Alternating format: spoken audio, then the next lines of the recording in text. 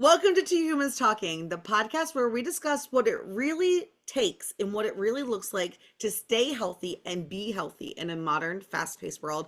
I'm Tiffany Simms, your holistic wellness coach and your host for today. And today I am bringing you Kristine Best, all the way from the other side of the globe, who is a singer and songwriter and wellness strategist. And she is here to just share her heart with us today. And Kristine, I just have to say before I open the floor to let you introduce yourself that in the month that we've known each other, you are just such a gem and such a breath of what reinventing yourself every season of your life can look like. And you inspire me to continue growing and evolving and not just settling because I'm supposed to be old and secure and like do what I've done the last 20 years of my life. And so I just wanted to throw that out there. So, Kristine, share with us who you are, where you're from, something that makes you you, and then we'll hop in for today. Thanks very much, Tiffany, for making me feel so welcome. And You're it's a welcome. pleasure to be on your show. And I've really enjoyed our conversations together. And I'm going to enjoy today too, I'm pretty sure. So, hello, everyone. I'm Kristine Best. I'm a singer, songwriter, and a wellness strategist, as Tiffany said. And I love to help people with their wellness. I love to inspire people through the lyrics of my songs. And I use my music in my wellness to, I guess, reinforce messages of wellness. And because music is a very powerful medium, and everybody likes music, and there are a lot of songs that are around that are not so meaningful. They're just boppy little tunes that are quite trite. And I wanted my songs to have meaning. And so even if I write a song about relationships, there's a takeaway in there that it might be a sad part of the relationship, but there's a line in there that's going to be positive. So that there's always something in my songs to take away that are going to, I don't know, inspire you, help you think a little about your situation, that might help you move on. And so I work not only on the physical, but on the mental side. I'm a sports scientist, and I have done a whole range of different things that I can help people with their exercise, nutrition, um, posture and ergonomics, because I've done biomechanics and all those sorts of things. So I understand how the body works. And so I love to help people in all different ways, physically, mentally, and emotionally. Yes. So that's a little about me. I think there's some things that you shared in there that are so important, Kristine, because when we talk about wellness, so often people go right to the food and the exercise routines. And the way you were talking about songwriting and helping people think and painting, even the hard times with the good that came with it and allowing them to like process that, that's really, really important for our overall well being because not just because it's good for us to process our life so we can leave it where it lies and not carry like negative things forward with us or the heartache forward with us, but so often the everyday mundane stuff that we take for granted and that when we're just going through the motions are the exact things that are leading us to choose food for comfort or alcohol for comfort, and us drowning and numbing out with the food that we eat and then becoming so numb to how our body feels that we don't even recognize when we're eating things that upset our own stomach because that like upset stomach is so normal. And so I love that you bring that awareness of just life in general to the wellness conversation. Can I tell you a little story about something like that? Yeah, I'd love to hear it.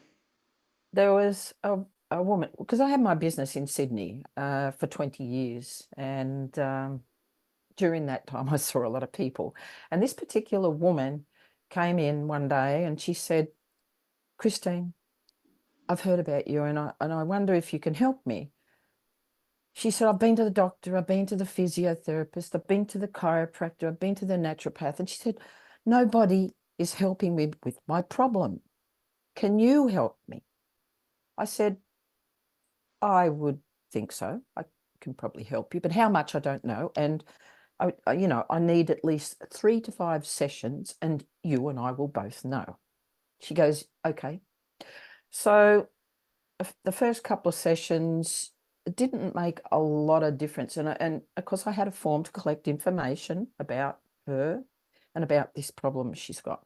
And I asked her, I said, you didn't put anything here on the form. And are you sure there's nothing caused this problem physically? And she goes, no, can't think of anything. I didn't lift anything funny and I didn't trip. I didn't do this. I didn't do that. No, no, no.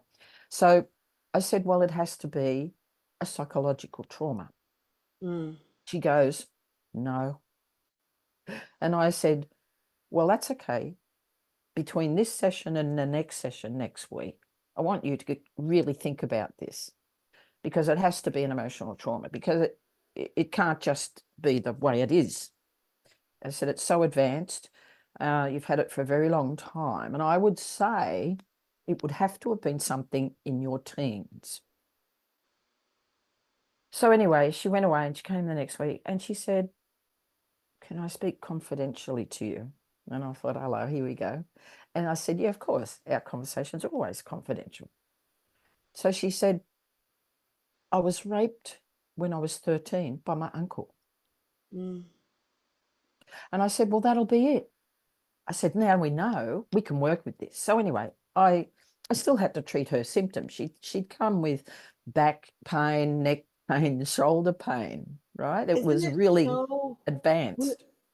I It's so ironic that, and I don't know if this is just a female thing or if men do the same thing, but like when someone asks us about our past and our trauma, we're so quick to be like, nah, like we're good. Like we're so quick to downplay some of the most traumatic things. I don't know if it's because we're afraid that makes us look lesser than, or that we're damaged, or that we're tainted in some way and it's shameful Well, it's not a because we've pleasant thing. suppressed it ourselves and we just didn't know it was there. But Yeah, our body holds on to that stuff. And now we're it does. compensating in different ways when we're walking and moving around our life. That's And it because it can, hasn't been dealt with properly. It needs to be dealt with. And these people who have a problem from the past need to face it. They need to look at it, understand it from every perspective, no matter how painful, sad, or traumatic it was. When you can do that and you can go, okay, it was horrible and it happened, but it's not happening now. And I need to move forward from this so that once you understand it, you can just open a drawer, put it in there, close the drawer and say, I've dealt with that thing now and I can move on and I'm not carrying it around as baggage. But if I meet somebody, I can open that drawer, get it out and say, look, this is what happened to me. It's not pleasant, but I can help you get through that. And so you can use it for a positive, you know. Um, a lot of people carry it round forever on their shoulders and it affects the way they feel, the way they enjoy or don't enjoy life. And it affects their health because they haven't dealt with it. And so these things come back to bite them. You have to deal with these things and fully embrace it because then you understand it and it's not a boogeyman in the night anymore. It's not coming back to scare you anymore. It's not coming back to haunt you because you've put it in its place. And then it's there and you know you can use it for something positive to help another person through that trauma. So it doesn't define who you are.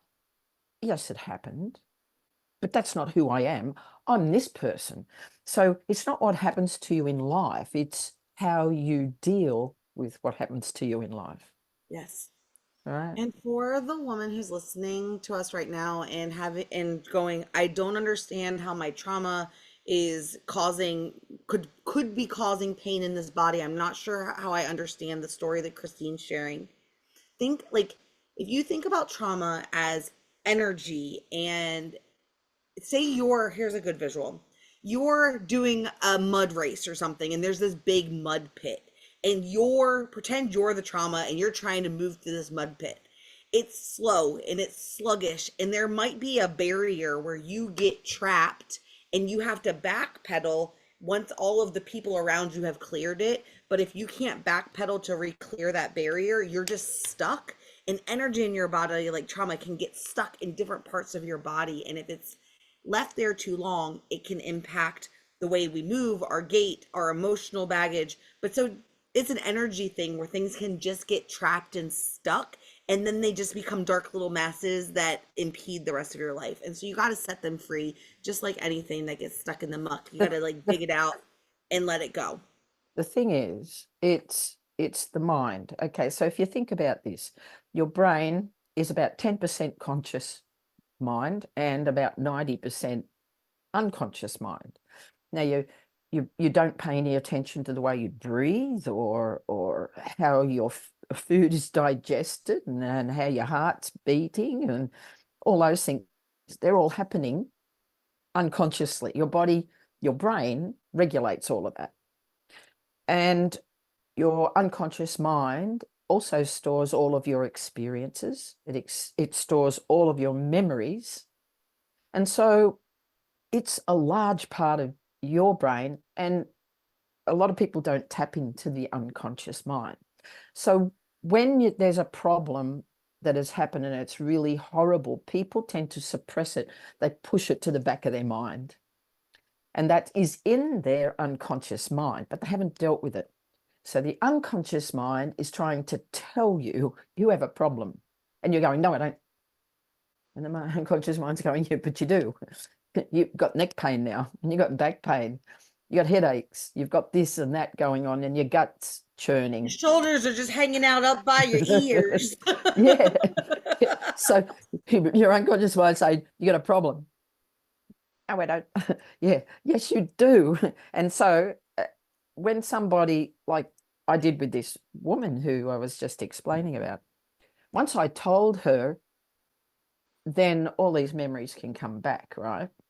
And she can tap into that, get it out. It's the way I like to explain it is it's like a boil, a pussy boil. And that stuff has to come out. It can't Prime stay there. time Dr. Pimple Popper. Like, So yeah, that's how I like to think of it. And it is like a pussy sore, and that stuff has to come out. It has to come out. Otherwise, it will affect you physically. The I mind really and the like body are that very, visual. very connected. I like that visual because it's like you can really visualize the like the festering and the leaving it alone and the trying to ignore it, and you can like handle it and you almost ignore that it's there until the point that you can't anymore, and now That's right. videos are being recorded of someone extracting your giant ball of pus from under your skin, and then all of a sudden everything's healing and flowing and it no longer hurts and it's no longer uncomfortable, and you get to go about your business. You're not holding your body a certain way, trying not to touch it and compensating. I really like that visual a lot. Cool. Well, I Yeah. think it makes a bit more sense of how it works in your It body. was a much better visual than my me trying to think about mud. I like that a lot. A pussy Kristine, boil is better. wow, you've lived a lot of life. I What have. do you know now that you wish you knew back then, and that you, if you could like share the one thing to someone who's in their, say their 40s right now, that if, what's the one thing you would share with her so that Okay, she there are a doesn't have couple. to wait until her 60s and 70s to learn it? Well, but there are a couple of things about that. It doesn't matter what age you are because, and it doesn't really matter what you know now that it could have helped you in the past. You got to be happy in your own skin at this moment, and you got to live in this moment, and you can't just live in the past or the future or what if. I mean, you can think about that, but don't be consumed by that. All right. So be happy where you are now. Now, if you're learning something now, that's great. Apply it now and move on in your life and have a better life. Such But great, that is such great life advice. Like, yeah, I really want you like hit the like 10-second resign button and listen to Kristine one more time. Share that nugget of wisdom. I want you to write it down. Like Because be I, in the I quite often moment. Yeah, go ahead. I quite often get asked a question like, what piece of advice would you want back then? Well, I learned other lessons along the way back then. Okay. So I don't like that. I understand that, it's a piece of advice that's good for people, but it's to be in the moment and you're learning things at the right time. It's not much point going back and saying, oh, if only I had learned that then. It's if you're learning it now, that's great. You know what Yes. I'm saying? And Yes. that's the important thing. And I get that asked that kind of question a lot. But at the same time, I've got some advice that you can take on board now. And it would be that when you were raised in your life, you take on board the expectations of your parents, the Mm. school you go to, the friends you hang out with, the place you work, all of those places, a church or wherever you go, all those organizations and the people in them give you their expectations because it's shaping you. This is the world I live in. And so you start going, all right, this is the person I am, and that's all I can do. Well, you're limiting yourself. So you have to then get rid of the idea that I can only be this and I can push through this ceiling. I can get out of this box and I can be whatever I want to be. And it's in your heart, not necessarily in your mind, because that's conditioned. It's what's in your heart. You have to follow your heart. Now, everybody has talents, and most people suppress them and be this other person that everybody expects them to be, right? Mm. So, my advice is you have to find your purpose. You have to be you and not what other people think you should be. And I think that So that great. creates a lot of unhappiness in life, in people, because they're not being their genuine, authentic selves. They Most don't people even know don't who know they who are. they are. They, Most that's what people I do mean. not know who they are. That's They've just been exactly. going through the motions and following the things and taking the Hmm. safe route rather than the Yeah. scary route that led to uncertainty.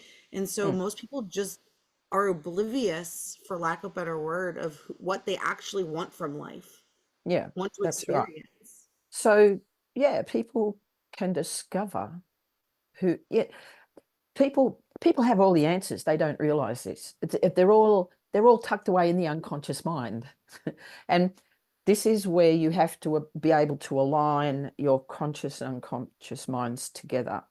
When they're working at odds with each other, you feel unsettled, probably unhappy. There's something I should be doing. I don't know what it is, and I don't like my job. I don't like what I'm doing right now, but I don't know how to get to where I want to be. And so you just have to get a little helping hand to be able to tap into your own resources.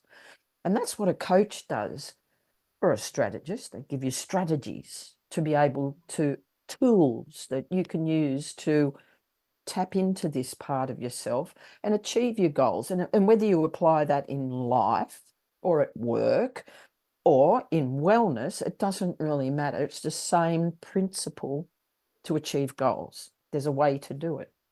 I'm over here listening to you talk, Christine, and I'm laughing because there's like a few things that are happening in my head right now. One, I was thinking about how, so as a coach, one of the questions I say a lot when someone says, I just don't know, like I ask the question, well, like, what would you do in whatever situation? I don't know. And usually I respond with, well, what if you had to know? What might you say? And sometimes that's very frustrating when you just want someone to give you an answer so that you can move forward, but we always know, like when you give someone space to really just ponder, they come up with something. And sometimes the words come out of their mouth, and as they hear it, they're like, that's not it. Actually, I think that X, Y, and Z. And so it helps, like you always get there. And so I was thinking about that annoying but so helpful trait that we as coaches have of like helping you unlock that. Yeah. And then I was also thinking about how before I had the tools for myself to really dig into like what is right for me and what's right for me in this season, when I was younger, I used to ask my mom like what she thought. And without a doubt, every time she would give me what she thought I should do and what she thought would be best, and like I would always be like, no, that's wrong, blah, blah, blah, blah, blah, blah, blah, blah, blah. Right? And she'd be like, why did you ask my opinion if you didn't actually want it? And I learned that sometimes in that previous version of myself, before I had the words and the awareness, I needed to hear someone else's thoughts to extract what I knew to be true for myself. And I needed like that sounding board to be Yeah. able to like pull it out from me. So it never had anything to do with her or her advice or that her advice was wrong and bad. It was really the mechanism in that season for me to learn how to like find my own voice and what I Mm. really wanted for myself and what I believed to be true. Well, that's why seeking counsel with other people, and people who have the knowledge, not people who think they do, but people who do have the knowledge and the life experience to be able to answer the question Yeah. that you're asking. You take bits of that. You maybe don't, or you maybe do take bits of that. And then you go and speak to someone else and someone else and someone else. And when you've gathered the things that resonate with you, you can apply, a hybrid version of all of that, but it Yes. becomes yours. And so um, I think it's really important to not necessarily hang off every word and say that's all true and that's all true and that's all true and I should take that all on board. No, that's not how it works. You've got to be able to identify what resonates with you. What's true So, for you? well, that's Because right. you know what I mean? Because I ask that question a lot. I pose that question a lot of when people talk about like what's healthy and what's not healthy. My question is usually healthy for who? Well, it's about what Because everybody it's is not black and unique. white. It's not black and Everybody, white, and we all have different baggage. well, that's right. We're all unique, and our circumstances are unique to us. And so those opinions of those people might suit certain people in similar situations, but yours is slightly unique. So a bit of this and a bit of that is Yeah. better than just having one. So you'll know when it's the right information. But there was something else I was going to say, because people don't want to be told what to do. I mean, if you go, you We should do think we this. do. We Well, think yeah. someone to tell us what to do. But when someone tells you and you don't like it, you go, I don't care. I'm not listening to that. Right. So the thing is, and this is why I like music and I like coaching, because you don't tell anyone what to do. You actually prod the person and ask them questions that lead them to use their own brain and open pathways in their brain to help them think differently, because that's the problem. People are in a certain pattern of thinking, right? Aren't they? And so you're trying to get them out of that normal pattern so that they can use other parts of their brain and go, oh, I can make a different decision because now I have more brain power. I'm not in that rut that I was in, right? And so that's how we help people move on from that. And there was something It's else I so, was going to so say. valuable. Yeah, there was something else Teaching, I was going to say. What was it? Um, while you're oh, thinking, as I say, it doesn't matter. teaching someone the skills to be an independent thinker, to make decisions and come to conclusions for themselves is such an undervalued trait in society these days. Like, we're always preaching at people, we're always telling them what to do, what not to do, but very few people are teaching people how to think for themselves. And so if you can find a coach and a community that allows space to one, teach you the skills of independent thought and investigation and reworking your own conclusions and your hypotheses in those conclusions, while also holding space for you to be messy and figure it out, you've really unlocked a gold mine.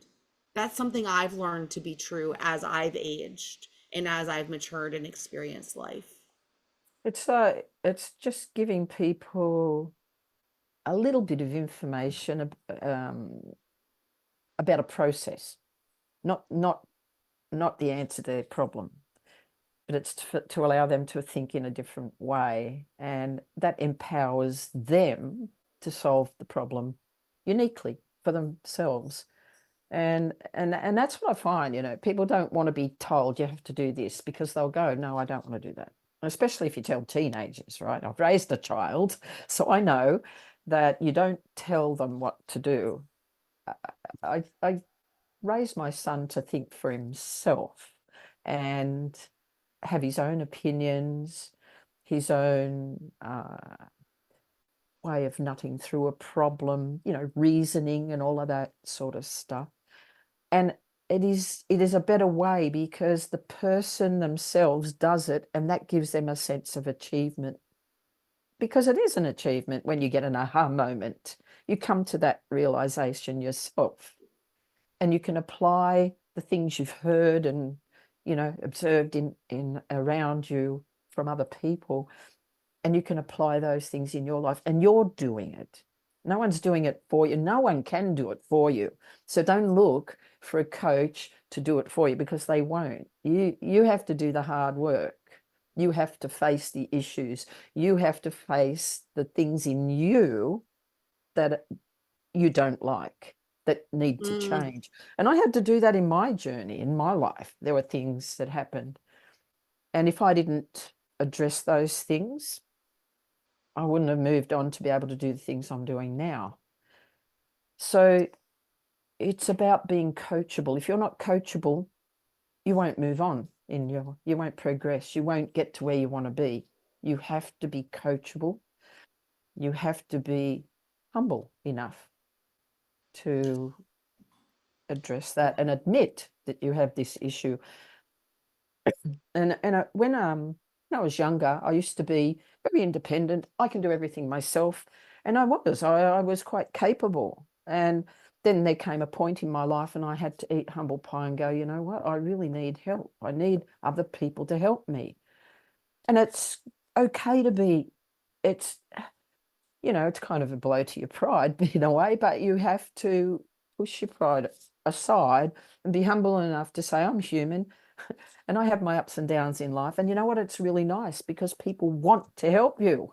I practiced this today. I took my Did you? trash to the dump and I opened the back of my car to get all the trash out. And the guy that was working there, he goes, "Would you like some help?"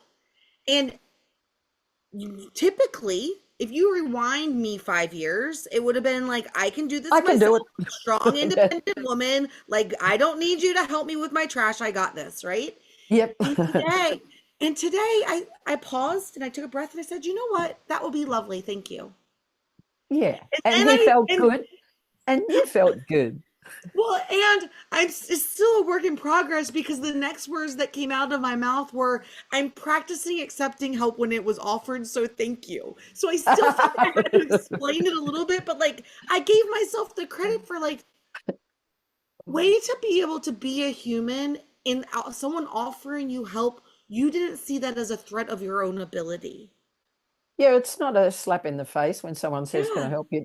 And just because it was a man that offered it's he's looking down on you. He's not doing it for that reason. He wants to genuinely help Guy's you. there at And work. He's sitting there looking for something to do. He wouldn't have asked if he didn't, you know what I mean? Like, that's even when right. you're at work, you don't ask if you don't actually want to help someone unload their trash if you're working at the landfill. Like, I've been carrying like rolling bags down steps at the station or when I'm going to the airport or something, and there'll be a guy there going, "Well, can I help you?" Yeah, that'd be great. And yeah, thank you very much. That's really lovely of you. And he walks away feeling, oh, good, I helped somebody, and you feel good because that person was genuinely, thank you. offering help. Yeah. So that helps you to be humble and vulnerable. If you can't be vulnerable and show your weaknesses, then there's something wrong with you, because we all don't know all the answers. There are times when you've just got to say, "Well, I don't know the answer to that, but you know what? I'm going to find out for you, and I will let you know." So Yeah. we don't have to go, "Yeah, I know the answer," and come out with something that's not really true. You know what I mean? You have to be able to say, look, I really don't know that. I'll Yeah. find out. So Yep. you just have to be vulnerable. You have to be able to be vulnerable. and humble. You They're very, know, very important.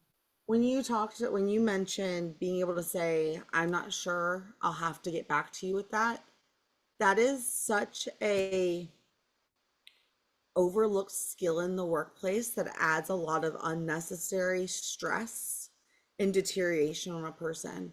And the thing that came to me when you shared that little nugget was back in my days working in, I was a nuclear chemist for 12 and a half years at a power company and sitting in boardrooms. And I would be the one to say, if someone asked me something, I would rather tell you I wasn't sure and I will have to get back to you. Like, I'm not sure the answer to that. Let me get back to you on that. Or just let me get you that answer after this meeting. I would rather say that than talk out my ass and be wrong. But there are so many other people, the fear of not knowing and being seen as not knowing something would put them in Makes straight them on feel insecure inferior. Yes, and so inferior. That's right. insecure. And instead, they would talk out their ass, misspeak, say things that weren't true, and have to backpedal later. And so I love that we're talking about that because it's okay to say, I'll get back to you. Let me find that out for you. Because So these people, all come from no one's attitudes. expecting you to know everything. No, that's No right. one's These, expecting that of you. these ideas come from your upbringing and experiences you've had. And we can change your beliefs about who you are and how you deal with situations, because quite often these situations can be triggers that can trigger an emotion like anger or frustration or whatever it is. And you can say or do something that you regret later. And you can actually change those behaviors because they hang off beliefs and values that you had Mhm. throughout your life. And we work through those. And so Yeah. you can move on to be able to, so that what we call that is emotional intelligence. It helps you to be more emotionally intelligent, more in control of yourself, and you become more you, more authentically you, and not this facade that tends to go up, when Ah, yes. eh, And you know what when you're else it trying does? to be something you're not, and that doesn't sit right with you. And you walk away and you go, oh, I shouldn't have done, I should have done this, I should have been blah blah. And you can actually overcome all that sort of stuff because there are little insecurities and fears and whatever that they can And be it's all a really changed. good moment to check in of skills, awareness. Was that something I should have looked at before? Should I have known the answer to that? And that's a moment of like, I need to do better homework before I show up because that I should have had that. Or it's a moment of saying, like that's a skill or an asset that I haven't been aware of. And so let me go learn about that for the next time so that I'm more well versed. But I'm with you. No need to feel shame or inferior. No, It's just a people look moment at it to as a learn. failure. They look at it as a failure, and they look at it as I'm embarrassed because I'm a failure. But it's not. It's a learning experience. It's a step towards progress. And if you look at these situations and mistakes that you made, or you tried something that didn't work, it's telling you there's something you don't know. So you learn about that. You go and find out how you can deal with that, and then you can go the next step. And Yes. there'll always be something along those lines. And if you just walk away and don't do anything about it, you stay right where you are. You And won't be that all moving. contributes to that overall wellness that we started this call with of like just being wholly you in Mm, your wellness and in your life and being aware and learning the lessons as you yeah. go. Yeah, so this affects your happiness and this affects how you eat and yeah, and I guess how you look and how much energy you have to live life the way you should and get out and have fun and do physical things. And a lot of people then just stay home because they're not really happy and they just hide behind the TV and on the lounge or whatever they do, and they're not actually living their best life. And I find that kind of sad because it's really quite easy to learn how to get rid of all that stuff. And I mean, we haven't even talked about the wellness side, like the physical wellness side, very much. But the mental part is what holds you back. Now, if you want to lose weight and you want to get fit and you want to do a fun run or whatever it is, you just want to be able to get out and do the gardening. Maybe you've just got a sore back. So it doesn't matter what it is you want to do. If you can't do it, you need to find a way to do it. And this, your mind is really the thing that's going to hold you back, because people go, oh, look, everybody in my family's big boned and they're overweight and I can't lose weight. So that's your excuse. And that's not how it should be, because you can always look better. You can always learn some tools and strategies on how, like, I can actually teach people stuff that will make them look slimmer without them actually losing weight. So there's tricks and little trades, like tricks of the trade that you can teach people things, and they can feel better about themselves. And once they are in that position, then they're going to be able to move Choices are, forward. when you feel good in your own body, the choices you make are just different. Yeah. So, you know, um, if yes, even if you want to make those wellness changes, it's your mind that will decide on whether you succeed or not. So that's So, why I always help people with that part first, the mind first. yeah. So, as we're wrapping up this episode, which has been so good, for the person who is listening and is in that like gray area of like, I'm ready for change, but what I've done in the past hasn't really worked. I'm feeling a little stuck, but I don't want to live in the stuck. What are the first three things that you would recommend for them to move forward that they could work on this week? If they want to move forward, they have to actually take some action. They have to find the person that they want to uh, consult with. They have to, um, I guess, well, if I want to, if you have to be coachable. So they have to be able to say, look, I have a problem, and they have to admit that first. If they don't admit that, they're not going to move forward. And if you don't know what that problem is, it's okay.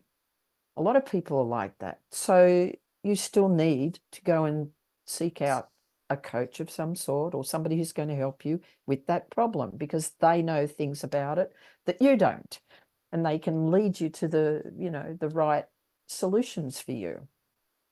So they have to admit, that's the very first thing. And then they have to take action. That first step is always the hardest. And a journey of 1,000 steps starts with one step. I have it tattooed on my body, one step at a time. There you go. My It is life very on it. important. It is very important. And when you've actually, I think the hardest part is admitting you got the problem and that you need help with it. And it's not a bad thing. Everybody needs help. I needed help at various times in my life, and everybody's the same. And you just have to admit that to yourself. Accept that. You're human. You're not superwoman or superman. Yeah, cool. Well, Kristine, how do people connect with you? Uh, Probably the easiest way would be my website, and that's kristinebest.com, KRISTINEBEST.com. Or they can scan this code right here and go to I my link tree. And from my link tree, they can go wherever they like: music, social media, website, all that stuff. You really should go check out Kristine's YouTube channel. She shares her music there and it's absolutely beautiful. I went and listened after I recorded a podcast for you for your show. And your music is absolutely beautiful. Awesome. Thank you very much, Tiffany. I Yeah. appreciate that. Do you have any final thoughts before we wrap up today's episode? We talked about a lot of things. Is there anything you want to say, share to Um, wrap us up? yeah, I just would like to say to people, don't just sit there and play electronic games or watch TV. If there's something in your heart that you want to do, pursue that thing. because it will be there. It'll be haunting you, and you need to follow that desire, that urge. Just be you and don't worry about what other people think. There'll be naysayers and people that don't believe in what you're doing, because I've just been through all of that. And I had to distance myself from those people because I would never have done what I've done in the last couple of years. Well, 7 years, I guess, because that's when I embarked on my music, which brought me full circle back to my wellness stuff. And I've realized I can work both of them together. And that makes me quite unique in the market. It also is a powerful mix. And you've got to find your niche. And if you can't do it on your own, find a coach that resonates with you and do that thing in your life. It might be on your bucket list or whatever it is. Do it. Oh, Kristine, thank you so much for sharing your heart with us today. And that's Two Humans Talking. I'll see you next week. Bye bye. Thank you. Thanks for watching. I hope you found this episode as inspiring and actionable as I did. If you're ready to stop just surviving and start living a life where your health, your relationships, and your career work together without the burnout, then it's time that you join the Modern Women's Society. Inside, I'll walk you through my life GPS system, a proven blueprint to help you have it all while thriving. You'll gain tools, coaching, and the kind of clarity that brings big dreams to life without the stress, overwhelm, guilt, and shame that the modern woman is used to. We're going to create a life where you feel energized and excited to wake up every day and fulfilled when you put your head on the pillow. Click the link below to learn more and join countless other women who are redefining success on their terms. Because the life you've dreamed about is closer than you think. I'll see you on the inside.